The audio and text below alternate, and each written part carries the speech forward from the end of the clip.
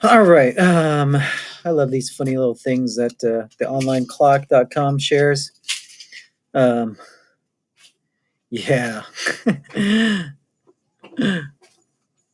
figured figured that Ernest would really understand this one.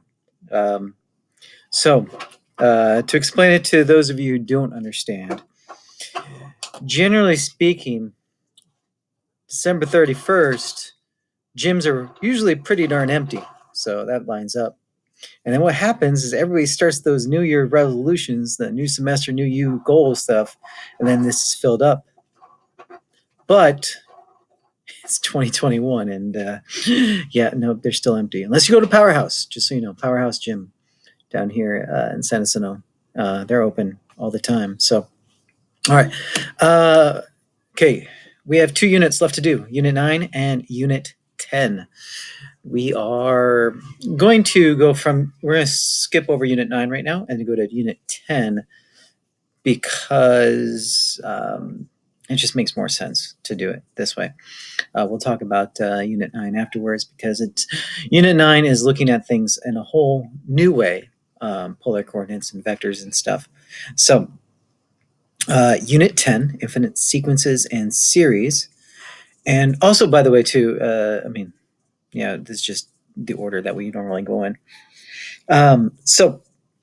Sequence and series. And so we got to start talking about these things. Notice right here that all these different topics, infinite series, geometric series, we got some different things going on here. Convergence, divergence, sort of things. We'll talk later on about Maclaurin and Power and Taylor series, Lagrange. Oh, that dude is smart, wicked smart. But we're going to talk about these different things. But we got to start with sequences to begin with. So, that being said, document. Oh, Joshua, unplug the document camera.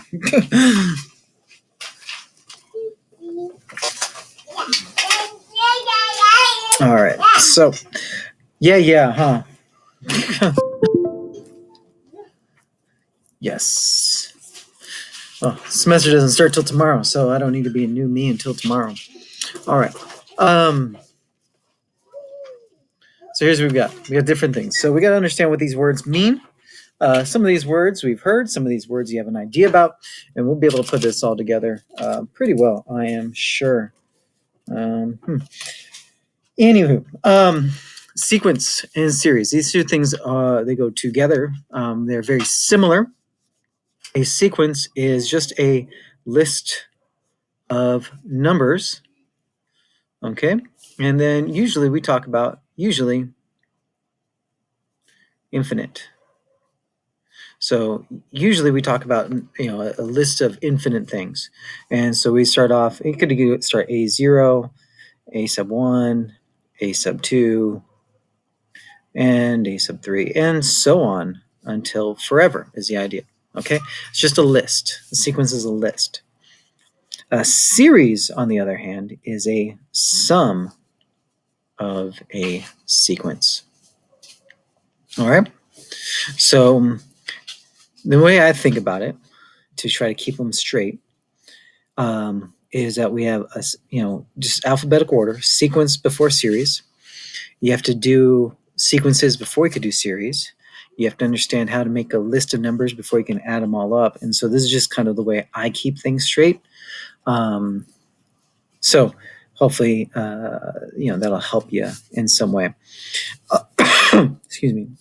A lot of times with these sequences, what we're told is you're going to be told A sub n equals something. And, we could do something, 1 over n plus 1 or something like this. And so, what that would happen in our case, we'd end up with 1 because we have 0 plus 1 is 1. 1 over 1 is 1. 1 plus 1 is 2, so we'd have 1 half. 2 plus 1 is 3, so we'd have 1 third, 1 fourth, 1 fifth, and so on until 1 over n plus 1 is the idea. So that's a sequence. A sum would be if we were to add all those fractions up and what we would get. So that's the idea there.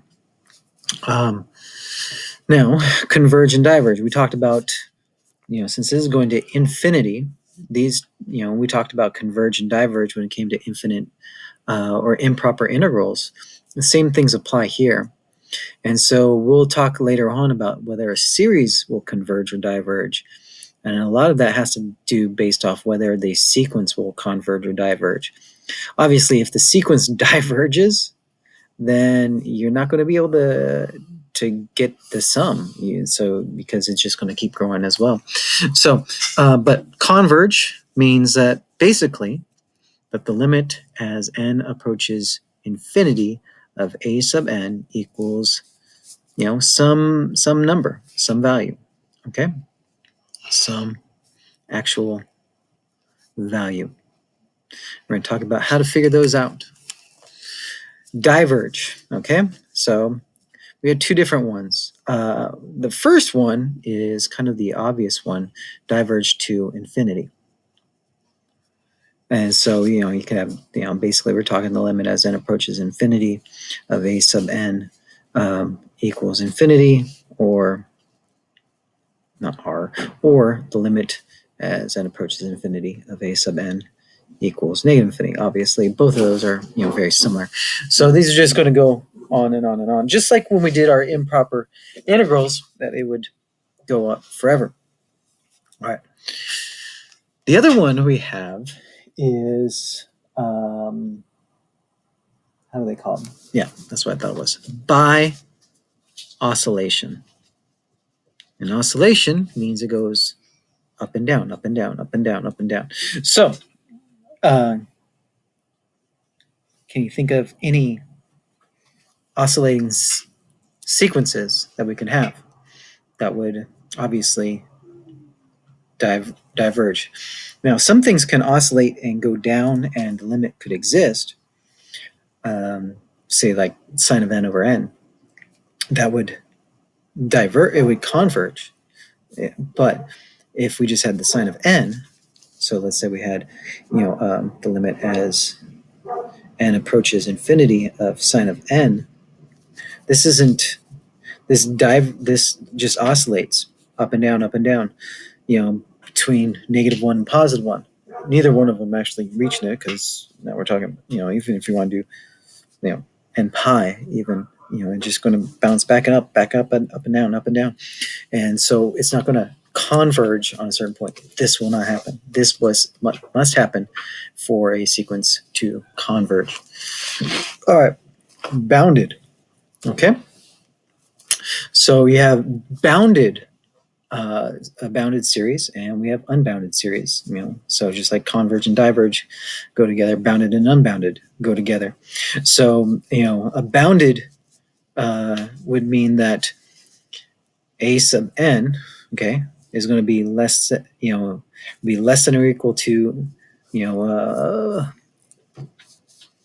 some value, and greater, so greater than or equal to some value and less than or equal to some other value for all n. And so what happens is all the different ones are going to be stuck in between. And so this one actually, even though this oscillates, this would be bounded. It would be bounded between -1 and +1. If we looked up here at this one is bounded by 1, because 1 is the very biggest that it gets to, and the very smallest it would ever get to is, well, almost 0, so not 0. So this one is bounded by 0 and 1, and so this would be the case, and so you'd have, it's going to be, every single value is going to be stuck in between some, and it's kind of helpful to know, especially when we bring in this other thing. Okay, unbounded. Again, this this sort of thing, you can have, the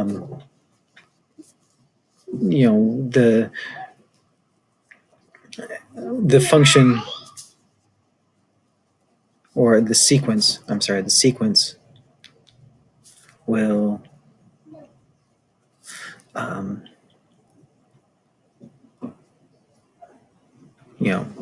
approach positive or negative infinity. It's just gonna grow out of control. Is what's going to happen. And that's you know, that's the idea of unbounded. So I mean, you know, bounded is stuck. Obviously, unbounded would be the opposite of it.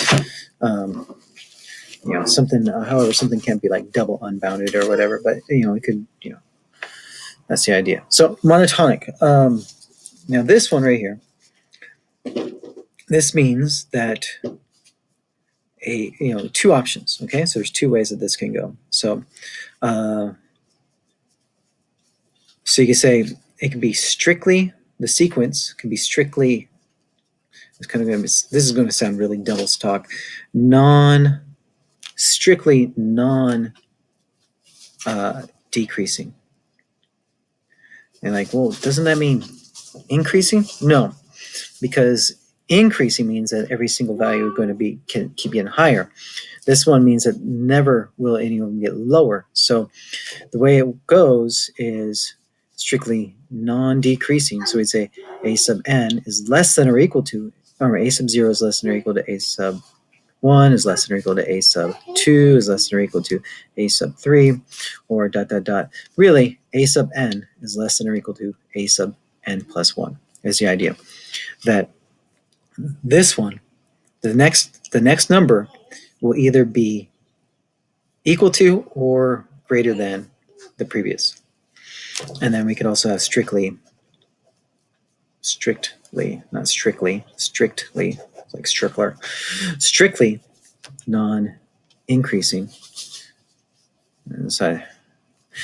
Or better yet, a sub n is greater than or equal to a sub n plus 1. And so like this one, going back up here, this is monotonic because every single next value is less than or equal to the previous one, is the idea. So, you know, the new value less than or equal to the previous.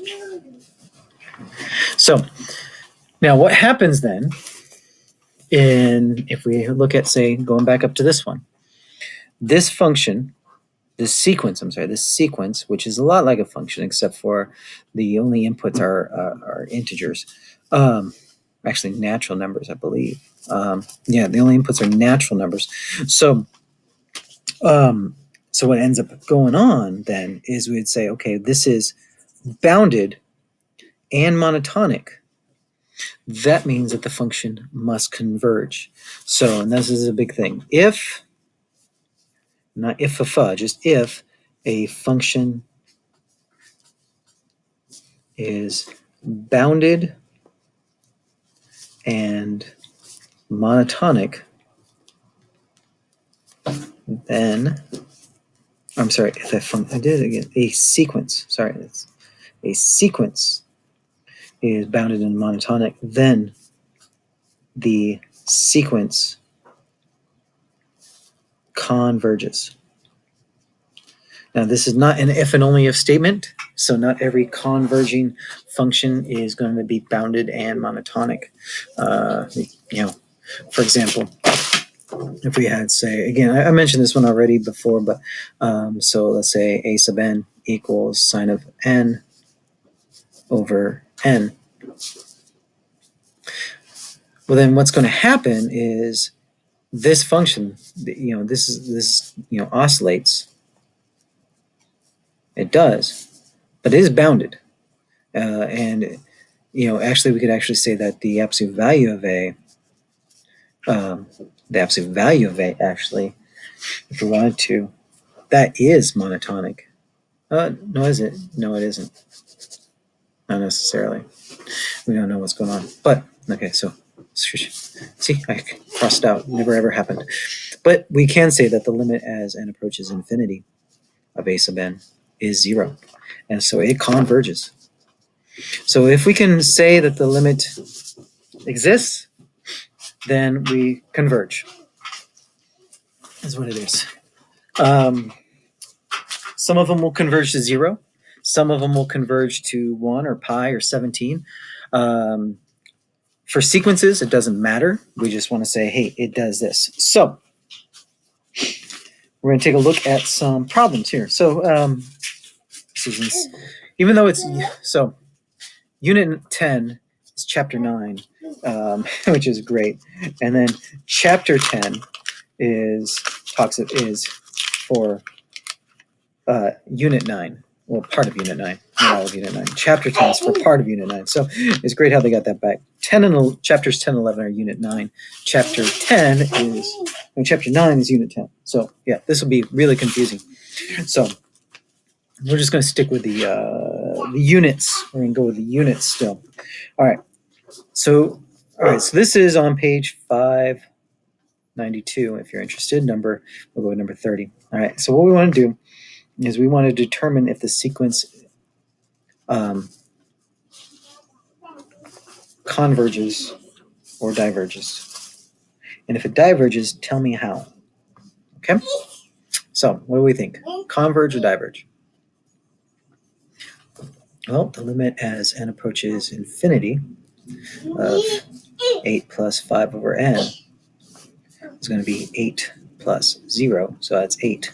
So this does converge. Now it doesn't converge to 0, but it does converge. So sometimes they converge to 0, sometimes they converge to a different number, and that is okay for a sequence. All right, so let's take a look at, here's one for you. This one, 38. A sub n equals n minus 2 factorial over n factorial. Do you know what factorial means? All right, so here's the deal. Factorial. So the way it works out is you start with a number and you count down. So let's say we have, for example, I think this is one that's best defined by examples.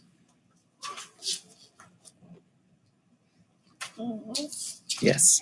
So 7 factorial, whoops, it's going to be 7 times 6 times 5 times 4 times 3 times 2 times 1. So what you do is you start from the number and then we count down and you multiply them all together. So that's 7 factorial. 5 factorial then would be 5 times 4 times 3. Times 2 times 1. Okay? So that's what factorial does. Yes. So. Okay, so this one here. Is this going to converge or diverge?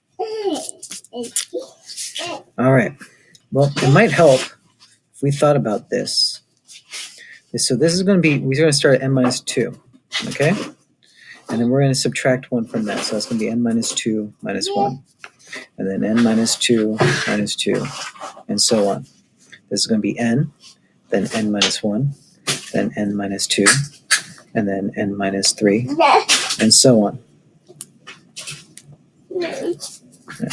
So what ends up happening then is n minus 2, well, that's n minus 2. And then this is going to be n minus 3. Then it's going to be n minus 4. And on and on and on, all the way down. On the bottom, we're going to have n. We're going to have n minus 1, n minus 2, n minus 3, n minus 4, and so on. So if we look at this, then the limit as n approaches infinity of n minus 2 factorial over n factorial will end up being 1, because all of these, everything here, including the ellipsis, are going to divide with all of those except for those two. So we're going to end up with n squared minus n. So, oops, Joshua tripped over the cord.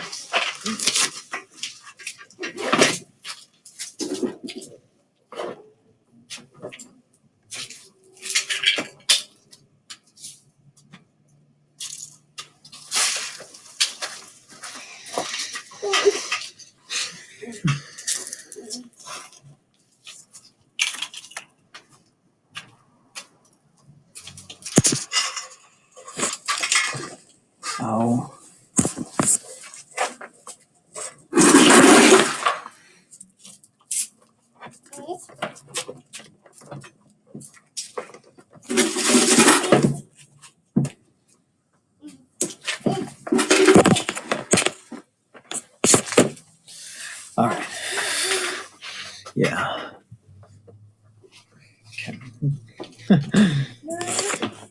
old extension cord with,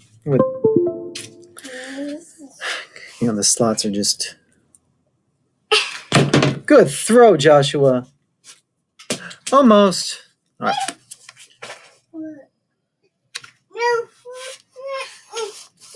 So if we're talking about now the limit as n approaches infinity, we would get 0. And so so this one converges.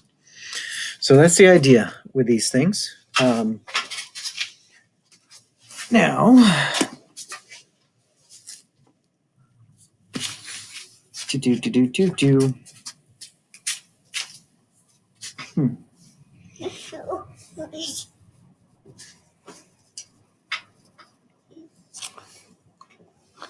All right, so let's take a look at now. Okay,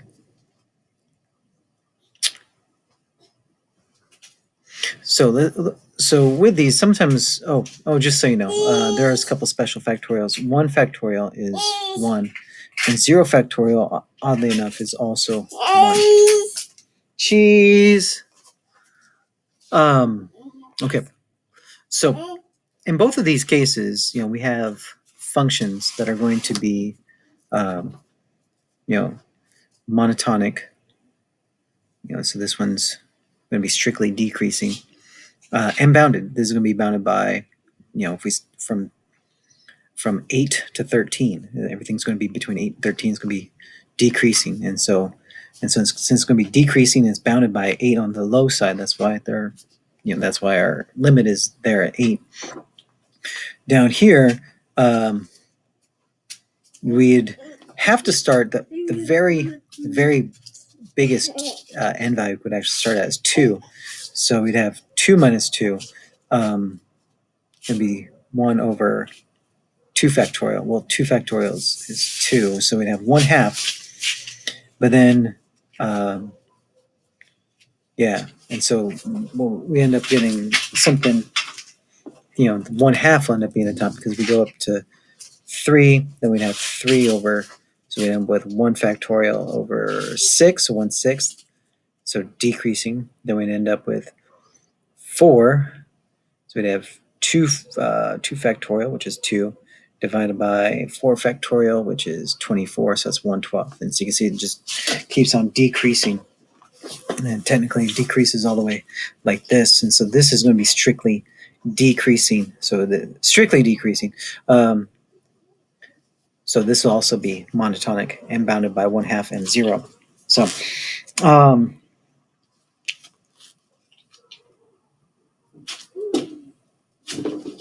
let's take a look at some things. All right, how about this? All right, a sub n equals negative 2/3 to the n. Okay. So sometimes it's helpful to even write these out, like what like we're just starting at 1 and say, okay, 1, n equals 1, 2, 3, 4, just to kind of get a picture of what's going on here. All right, so if we got those, and so a sub n would be negative 2/3. A sub 2 would end up with 4/9.